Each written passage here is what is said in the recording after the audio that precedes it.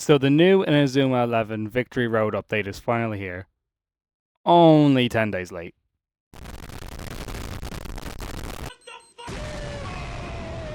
Okay, but seriously, what have they actually changed?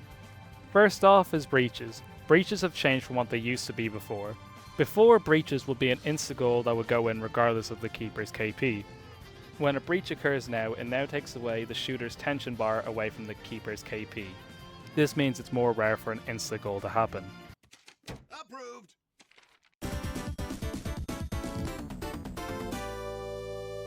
They've also added a UI to shooting. You can now clearly see the attacker's total attack stat, as well as the keeper's KP stat, as well as any other stats that may influence either of them. They have now added in a feature where players who disconnect will now be punished for doing so. Players who now disconnect from games before they finish will be given a loss, while people who stay will be given a win. Repeated disconnections will result in a timeout of playing online matches for a certain amount of time. The final two big changes they made the gameplay that I want to talk about are bot XP and lag. Starting with lag, they've done something to data transmissions to make lag less noticeable, which to be fair I have noticed, especially in my games against Japanese players, which before would be quite laggy and I would hate playing them, but now they feel alright to play against. In terms of bot XP, it has been doubled, so it no longer means you have to spend hours grinding online where you could be losing your online ranked matches. You can now grind a lot easier against the computer when you want to level up other players. They've also added small changes to the title screen, adding a match history function as well as this week's player score. This week's player score will help players qualify for tournaments. They've also added a new range of customization options, which you're now able to change your players' jersey numbers, as well as when you change your players' boots and gloves, they'll actually appear in-game that way. In terms of new content added to competition mode, Chronostone's character Beta has been added along with her team Protocol Omega 2.0's badge and kit. She has two new moves which she used in the games in the show.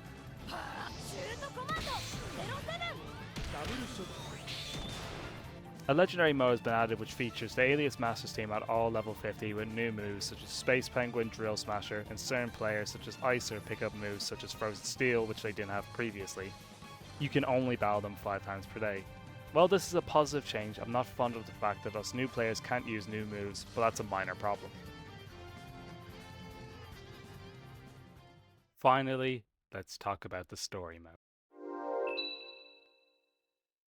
The first chapter of story mode came out and it's amazing. The plot is very compelling and engaging, and the cutscenes are beautifully animated. I mean, look at this. No! Raimon! It's gone!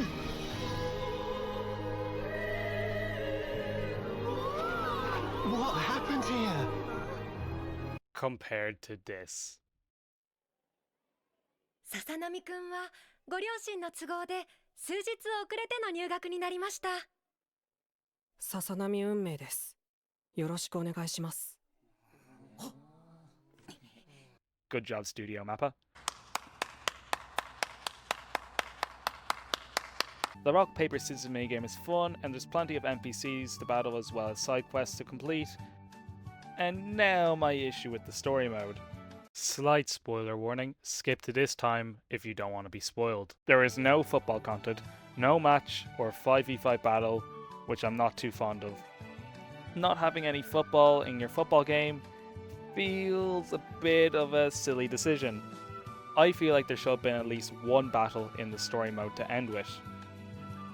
Spoiler warning over. I also dislike the item acquisition. It becomes rather tedious kicking the ball and then going after it. I think it should just get the item after kicking the ball away. But that's a very minor kind of point. So, I originally had some points of what I wanted to see added to the game before the final release. Mainly what characters I wanted to see added to the game. God damn it, I'm never getting Max. But since then, Level 5 have released this. And from what we can see here, that the Nintendo Switch version will end on Friday, June 28, which they announced, but I originally thought they were going to push it back. They specify here that the Switch version will have no updates, and that the PlayStation 5, PlayStation 4 and Steam versions will be announced later and will have more content. My opinion on this is kind of frustrating that the Switch will not get these updated versions of more story mode or more content or whatever they plan to do, and that the Switch version is just expected to die, I guess, and you have to switch to Steam or PlayStation, and it's just a bit of a strange decision to do, but hey, what can you do? So yeah, there are my thoughts on the new update.